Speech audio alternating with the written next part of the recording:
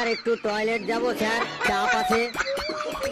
এই যে পড়া ধরেছি আর এখন টয়লেট, চাপ আছে, কত কি পাবে। তুই একটা কবিতা শোনা আমাকে, যদি কবিতা শোনাতে পারিস তাহলেই তোকে আমি টয়লেটে যেতে দেবো। স্যার, আমার নিজের লেখা কবিতা বলবো নাকি অন্যের লেখা কবিতা বলবো? তুই আবার কবিতা লিখিস কবে থেকে? বেশ, তোর লেখাই একটা কবিতা শোনা। স্যার, কপাল দিয়ে একটা কবিতা বলছি। কপাল ভিজিয়া যায় চোখের জলে। কি? কপাল ভিজিয়া যায় চোখের জলে। তুই কি আমার সাথে ইয়ার কি করছিস? চোখের জলে কি কখনো কপাল ভেজে?